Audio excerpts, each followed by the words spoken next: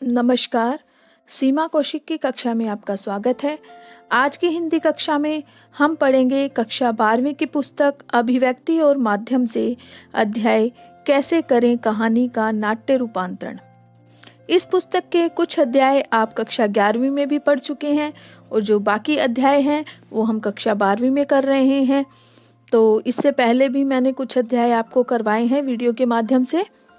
तो इसमें हम कुछ मेन जो टॉपिक्स है वो पढ़ेंगे। कहानी और नाटक का संबंध, दूसरा है कैसे बनाएं कहानी को नाटक, और तीसरा है नाट्य रूपांतरण की चुनौतियां।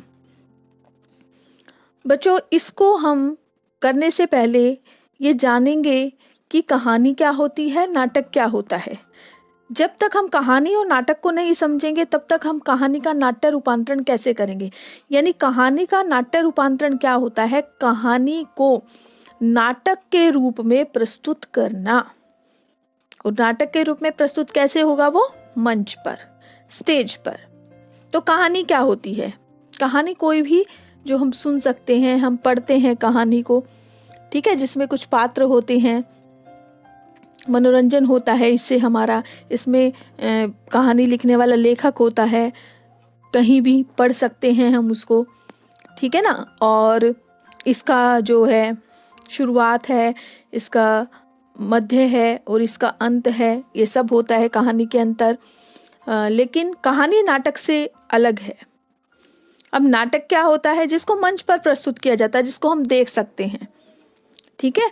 तो कहानी और नाटक आपको समझ आ गया होगा। अब हमें ये देखना है कि कहानी का नाट्य रूपांतरण हम कैसे कर सकते हैं। इसमें मैं समरी के माध्यम से और बीच बीच में जो प्रश्न बन रहे हैं उनके माध्यम से आपको पूरा अच्छी प्रकार से ये अध्याय समझा दूंगी। और एक एक लाइन हम इस अध्याय की पढ़ेंगे तो आपको बहुत कम समझ आएगा। ये जो मेन पॉइंट्स हैं, इस पूरे अध्याय का जो निचोड़ है वो मैं आपको समझाऊंगी। और जो मेन पॉइंट्स है वो देखिए, कहानी और नाटक का संबंध, कैसे बनाएं कहानी को नाटक, और नाट्य रूपांतरण की चुनौतियां। तो इस पाठ में हम क्या पढ़ेंगे। सबसे पहले हम कहानी के नाट्य रूपांतरण को जानने से पहले हमारे लिए जानना ये जरूरी था कि कहानी क्या होती है और नाटक क्या होता है। इससे पहले भी आप ये पढ़ चुके हैं। अब हमें ये समझना होगा कहानी और नाटक में कुछ समानताएं भी होती हैं और कुछ असमानताएं भी होती हैं, कुछ इनकी विशेषताएं भी होती हैं। तो ये सब चीजें हम जान जाएंगे तो हम इसके नाट्य रूपांतरण को भी समझ जाएंगे। तो कहानी के नाट्य रूपांतरण को समझने के लिए सबसे पहले हमें कहानी और नाटक में विविधता यानी कि अंतर और समानताओं को समझना जरूरी है। वो कैसे जरूरी है, और अगर हमें इसकी समानताओं और असमानताओं को समझना है तो हमें नाटक की विशेषताओं को भी समझना होगा कि नाटक में क्या क्या विशेषताएं होती है। अब कुछ पॉइंट्स पढ़ेंगे हम, अंतर पढ़ेंगे जिस प्रकार से। अब कहानी का संबंध किससे होता है, लेखक से, क्योंकि लेखक कहानी लिखता है और वो पाठक से जुड़ता है, ठीक है। कहानी का संबंध और लेखक और पाठक से जुड़ता है। लेखक यानी कि लिखने वाला, पाठक यानी कि उसको पढ़ने वाला। लेकिन जो नाटक होता है कहानी से अलग होता है। तो इसका क्या अंतर हो गया इसमें कि नाटक लेखक, निर्देशक, पात्र, दर्शक, श्रोता और अन्य लोगों को एक दूसरे से जोड़ता है। तो ये अंतर हो गया ना दोनों में, कि कहानी का संबंध तो लेखक और पाठक से है, लेकिन जो नाटक होता है उसमें लेखक होता है, लिखने वाला तो होगा ही, निर्देशक जो डायरेक्टर जिसको हम बोलते हैं, उसको प्रस्तुत करने लायक उसको बनाता है मंच पर, जो उसमें कैरेक्टर होते हैं, पात्र, दर्शक यानी कि देखने वाले, श्रोता यानी कि सुनने वाले, और अन्य लोग जो भी उसको बनाने के लिए बहुत से लोग होते हैं। ऐसा नहीं है कि केवल कुछ लोगों की ज़रूरत होती है, कुछ पर्दे के पीछे भी होते हैं। तो ये एक दूसरे से इन सबको जोड़ता है।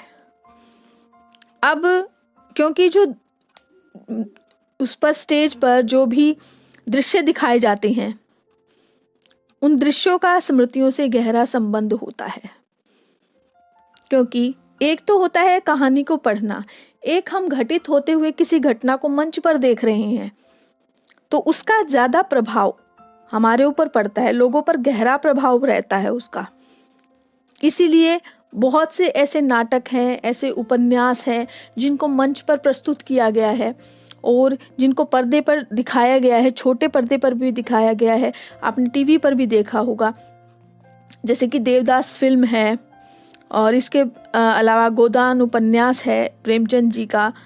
उसने कहा था सदगति आदि के जो नाट्य रूपांतरण है वो कई बार किए गए हैं स्टेज पर और कई प्रकार से किए गए हैं। तो इसमें कुछ अंतर करेंगे हम। अंतर क्या होता है कि कहानी जो होती है वो भी एक गद्य विधा है और नाटक भी एक गद्य विधा है। दोनों में समानता है कि गद्य विधा है दोनों, लेकिन जो नाटक होता है वो मंच पर प्रस्तुत किया जाता है और कहानी क्या होती है वो वो पढ़ी और सुनी जाती है। और जो नाटक है वो मंच पर प्रस्तुत होता है। और नाटक को कौन प्रस्तुत करता है? अभिनेता अभिनय के द्वारा, एक्टर्स अपनी एक्टिंग के द्वारा। और मंच को सजाया जाता है, संगीत पीछे से होता है और रोशनी यानी प्रकाश की व्यवस्था भी होती है।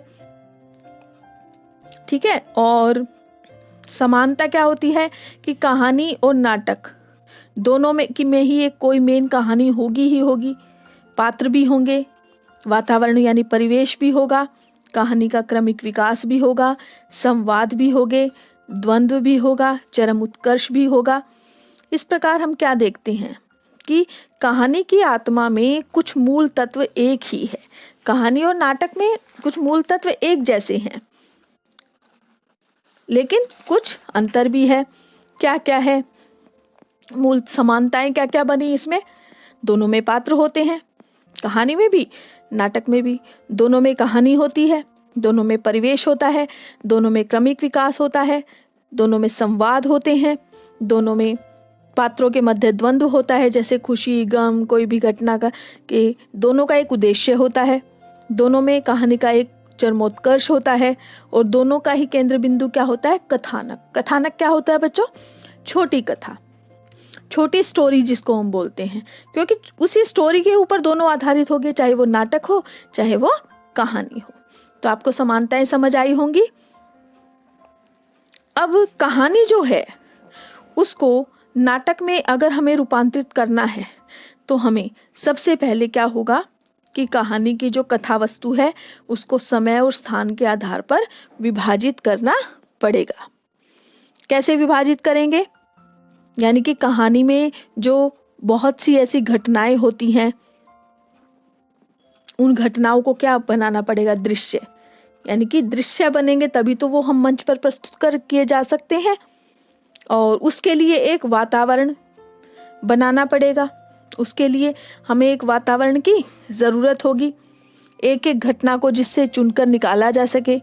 इसी प्रकार ध्वनि, पीछे से जो म्यूजिक होगा या फिर प्रकाश की व्यवस्था है उसको भी ध्यान रखना पड़ेगा। और साथ में मंच की जो सज्जा है, स्टेज की जो सज्जा है, संगीत है, उसका भी निर्माण करना पड़ेगा। पात्रों के बीच जो द्वंद्व है उसको उसको किस प्रकार से स्टेज पर चित्रित किया जाए, प्रस्तुत किया जाए, वो भी देखना होगा। इस प्रकार से हम देख सकते हैं कि चुन चुन कर उस घटना को अच्छी प्रकार से आधार बनाना पड़ेगा। और इसके अलावा हम एक स्टोरी का उदाहरण ले सकते हैं, जैसे आपके इसमें दी गई है कि हामिद के बारे में बताया गया है कि पहले दृश्य में गांव में उस हिस्से को फोकस कर सकते हैं जहां बच्चे भाग दौड़ कर रहे हैं। ईदगाह नामक कहानी में जहां बच्चे भाग दौड़ कर रहे हैं, तैयार हो रहे हैं, बार बार अपने पैसे गिन रहे हैं और टोली के निकलने की राह देख रहे हैं। पहले दृश्य का अंतिम हिस्सा हामिद और उसकी दादी अमीना पर केंद्रित हो सकता है और उसके संवाद दिए जा सकते हैं। यानी कि आपने वो 11वीं कक्षा में रजनी एकांकी भी पढ़ी होगी, तो वो कैसे चित्रित की गई है वो आपने देखा होगा, एकांकी को पढ़ा होगा, किस प्रकार से उसका नाट्य रूपांतरण किया जा सकता है पात्रों के द्वारा। और इसके अलावा स्थान और समय के आधार पर कहानी का विभाजन दृश्यों को लिखा जा सकता है, देखना पड़ेगा तो किस प्रकार से हम रूपांतरित कर सकते हैं। मेन पॉइंट्स मैं आपको बता देती हूँ। सबसे पहले तो जो भी कथा वस्तु है, जो भी कहानी है, उसको हमें समय के अनुसार, स्थान के अनुसार विभाजित करना पड़ेगा। और जितनी भी घटनाएं हैं कहानी के अंदर, उसके लिए हमें दृश्यों का निर्माण करना पड़ेगा। यानी कोई भी घटना किसी भी घटित होती है तो पहले उसका दृश्य बनाना पड़ेगा कि नाटक के रूप में उसको कैसे स्टेज पर चित्रित किया जाए। इसके अलावा जो भी कथा वस्तु है, जो भी कहानी है, उससे संबंधित वातावरण भी बनाना पड़ेगा। किस तरह का माहौल क्रिएट करना है स्टेज पर। ध्वनि और रोशनी यानी प्रकाश की व्यवस्था करनी होगी।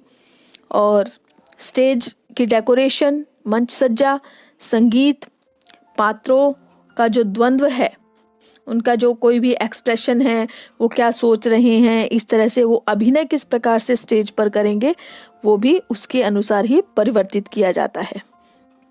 और संवादों को, जो भी डायलॉग्स बोले जाएंगे, उनको अभिनय के अनुरूप कैसे, यानी कि वो जो पात्र है वो एक्टिंग भी कर रहा है, संवाद बोल रहा है, तो उसके चेहरे पर कैसे एक्सप्रेशन होने हैं, इस तरह से उसको स्वरूप प्रदान किया जाता है। इसी प्रकार जो कथानक है उसको भी अभिनय के अनुरूप ही स्वरूप प्रदान किया जाता है। तो ये सब कहानी को नाटक में रूपांतरित करते समय हमें कुछ बातों का ध्यान करना पड़ेगा। तो आपको समझ आया होगा कि किस प्रकार से है, ये पूरे अध्याय का निचोड़ है, मेन पॉइंट्स है जो मैं आपको बता रही हूँ। चरित्र चित्रण है, जैसे कहानी में चरित्र चित्रण है वो भी अलग अलग तरह से किया जाता है और नाटक में भी उसी के अनुसार बदल जाती है।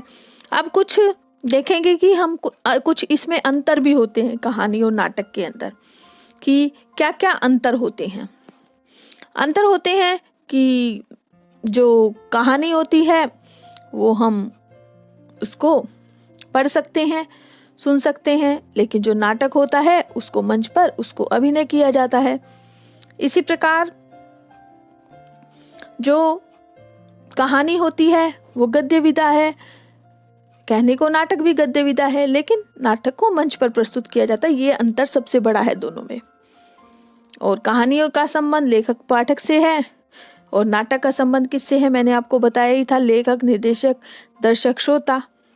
इसी प्रकार कहानी में मंच सज्जा, संगीत, प्रकाश, ये सब चीज़ों की ज़रूरत नहीं होती है, लेकिन नाटक में क्या होता है, इन सब चीज़ों का विशेष महत्व है। मंच भी होना चाहिए, संगीत भी होना चाहिए, प्रकाश की व्यवस्था भी होनी चाहिए, ठीक है। और इसके अलावा नाटक होता है, उसमें दृश्यों का विभाजन करना पड़ता है, कौन सा दृश्य किस समय कैसे दिखाया जाएगा। लेकिन कहानी में ऐसा नहीं होता, कहानी तो हम पढ़ते हैं, सुनते हैं। तो ये सब मेन जो अंतर है कहानी और नाटक के, ये आपको सभी समझ आ जाएंगे। अब बात आती है कि नाट्य रूपांतरण जब किया जाता है किसी भी कहानी का, किस प्रकार से किया जाता है। और कई बार उसमें कुछ ऐसी बातें होती हैं जिसको हम नज़रअंदाज नहीं कर सकते, कुछ ऐसी समस्याएं होती हैं। वो कौन कौन सी समस्याएं होती हैं वो हम उसके बारे में जानेंगे। यानी कि कहानी के अंदर तो हमने पढ़ लिया पात्र के बारे में, या कि किसी के बारे में भी हम पढ़ लेते हैं, लेकिन उसके जो किसी के जो मन के जो भाव हैं, किसी भी पात्र के, किसी भी कैरेक्टर के जो मन के भाव होते हैं, वो किस प्रकार से उसकी नाटकीय प्रस्तुति की जाए। आपने देखा होगा एकांकी में कोई भी पात्र होता है तो ब्रैकेट के अंदर, कोष्ठक के अंदर उसके मुख के जो एक्सप्रेशन होते हैं वो उसमें शो किए जाते हैं। जैसे रजनी, ब्रैकेट में लिखा है हंसते हुए या उदास होते हुए, इस तरह पात्रों के एक्सप्रेशन शो किए जाते हैं। तो सबसे प्रमुख समस्या यही आती है कि पात्रों के जो मनोभाव होते हैं, मन के भाव होते हैं, वो कहानीकार किस प्रकार से उसकी नाटक में प्रस्तुति करे, मानसिक द्वंद्व है उसका, वो क्या सोच रहा है, इस तरह से उसको जब वो नाटक में प्रस्तुत करता है तो उसमें कई बार बहुत कठिनाई आ जाती है। इसी प्रकार जब संवाद होते हैं, डायलॉग्स होते हैं, जब उनको नाटकीय रूप प्रदान किया जाता है तो भी उसमें समस्या आ जाती है। इसके अलावा जो होता है कि पात्रों के द्वंद्व, यानी पात्रों का जो भी द्वंद्व है, मानसिक द्वंद्व जिसको हम बोलते हैं, पात्र क्या सोच रहा है, क्या उसके मन में क्या चल रहा है, उसको उसकी एक्टिंग के अनुरूप, उसके अभिनय के अनुरूप बनाने में भी कई बार समस्या आ जाती है। तो इस प्रकार से ये बहुत सी ऐसी समस्याएं आ जाती है जब कहानी का नाट्य रूपांतरण किया जाता है। अब बात आती है कि जब हम कहानी का नाट्य रूपांतरण करते हैं तो कौन कौन सी बातों को हमें ध्यान रखना चाहिए। अब कोई भी कहानी का जब हम नाट्य रूपांतरण करते हैं, हम अपनी तरफ से सोच के देखें तो क्या करना चाहिए, या कि कोई लेखक निर्देशक है वो कैसे करेगा। सबसे पहले तो देखो, हमें कहानी चाहिए, कहानी तो चाहिए ही, कथानक यानी कि छोटी कथा उसकी चाहिए, कथानक, क्योंकि उसके अनुसार ही क्या होगा, उसके दृश्य बनाए जाएंगे। और दृश्य बनाने के लिए सबसे पहले एक मेन खाका तैयार करना पड़ेगा, मेन पॉइंट्स तैयार करने पड़ेंगे, और ऐसे डायलॉग्स होने चाहिए जो कहानी की जो मूल कहानी है, मेन जो कहानी है, उससे मेल होती हो।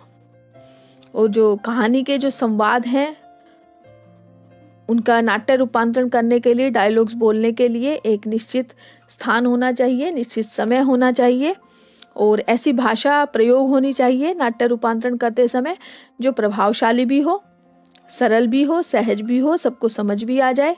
और ऐसे डायलॉग्स होने चाहिए जिससे कि लोग बोर न हो, लोगों के इंटरेस्टिंग होनी चाहिए, तभी वो सफल हो पाएगी।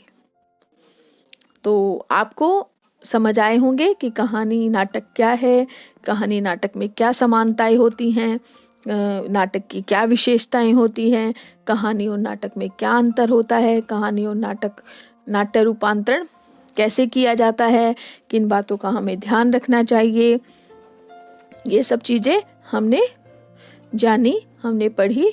इसमें जो क्वेश्चंस बन रहे हैं आपके, जो पूरी ये अध्याय का जो निचोड़ है वो मैंने आपको अच्छी प्रकार से समझा दिया है, आपको समझ आ गया होगा।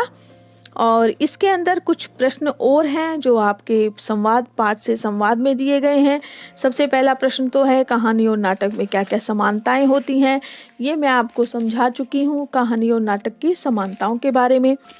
इसके अलावा ये है स्थान और समय को ध्यान में रखते हुए दोपहर का भोजन कहानी को विभिन्न दृश्यों में विभाजित करें, किसी एक दृश्य का संवाद भी लिखें। यानी कि दोपहर का भोजन नामक ये कहानी है, उसको दृश्यों में विभाजित करना है, यानी कि जो भी दृश्य है उसको कैरेक्टर के अनुसार विभाजित करते हुए बनाना है। इसमें तो आपको सबसे पहले वो कहानी जाननी पड़ेगी, क्या है दोपहर का भोजन कहानी। उसके बाद उसके कैरेक्टर हैं उनको डिवाइड करना पड़ेगा। उसके बाद पहला सीन कौन सा होना चाहिए, पहला दृश्य कौन सा होना चाहिए। जैसे कि मान लो तीसरा दृश्य चल रहा है, उसमें रामचंद्र है, सिद्धेश्वरी है। जब रामचंद्र घर आता है तो सिद्धेश्वरी किस प्रकार से उसके हाथ पैर धुलवा रही है, किस प्रकार से वह बैठता है और किस प्रकार से वह थाली में खाना लगाती है, ये सब दृश्य के अंदर है। तो वो सब स्टेज पर दिखाना पड़ेगा कि वो थका हारा घर में किस प्रकार से एंट्री कर रहा है। सिद्धेश्वरी उसके हाथ पैर धुलवा रही है, वह पटरा लेकर बैठ जाता है और थाली में वो खाना लगा देती है।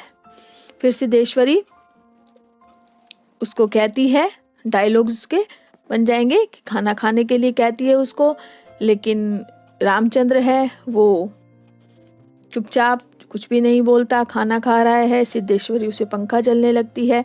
तो दृश्य के अंदर ये भी बताना है कि वो पिक्चराइज कैसे किया जा रहा है स्टेज के ऊपर, डायलॉग्स के साथ साथ वो पिक्चराइजेशन का भी उसका ध्यान रखना है। सिद्धेश्वरी फिर उससे पूछती है उसके दफ्तर के बारे में कोई बात हो गई है, तो रामचंद्र कहता है नहीं। सिद्धेश्वरी फिर उससे पूछती है कि वो चुप क्यों है, यानी कि इतने चुप क्यों हो। रामचंद्र फिर कहता है कि जो जहाँ पर भी वो काम कर रहा है कि इतना काम लेता है पर मुझे वो पैसे नहीं देता। तो सिद्धेश्वरी कहती है तो जब तक कहीं काम नहीं मिलेगा तो सहन करना ही पड़ेगा। इस प्रकार से दोनों के डायलॉग्स होते हैं। अब उसके बाद वो दृश्य समाप्त होता है, क्योंकि रामचंद्र खाना खाकर वहाँ से उठ जाता है, तो ये दृश्य यहीं समाप्त होता है। तो अगले दृश्य के लिए अब अगला दृश्य तैयार करेंगे, तो उस दृश्य का वातावरण भी तैयार करना पड़ता है, उसके बाद वो डायलॉग्स आते हैं। तो इस प्रकार से ये आ जाएगा, आपको समझ आ रहा होगा। और तीसरा प्रश्न देखिए, कहानी के नाट्य रूपांतरण में संवादों का विशेष महत्व होता है। नीचे ईदगाह कहानी से संबंधित कुछ चित्र दिए जा रहे हैं, इन्हें देखकर संवाद लिखें। यानी कि कुछ ईदगाह कहानी से संबंधित कुछ चित्र होंगे आपकी बुक में, तो उन चित्रों को देखकर ही आपने डायलॉग्स लिखने हैं। कि जो भी आपकी किताब में होंगे तो आपको डायलॉग्स बनाने हैं, जैसे कि एकांकी में होते हैं उसी प्रकार से ये आपको स्वयं बनाने हैं। आप बनाएंगे, कोशिश करेंगे तो आपको बहुत अच्छे से उसके डायलॉग्स आ जाएंगे। जैसे कि आपने किया ही है संवाद लेखन, आपका किया हुआ है, संवाद लेखन कैसे करते हैं उसी प्रकार से कोशिश करनी है आपने। और ये तो और भी आसान हो जाएगा, आपको चित्रों को देखकर फिर संवाद लिखने हैं, तो आपके लिए बहुत आसान हो जाएगा। तो आशा करती हूँ आपको इस चैप्टर की समरी, इससे संबंधित प्रश्नोत्तर अच्छी प्रकार से समझ आ गए होंगे। धन्यवाद।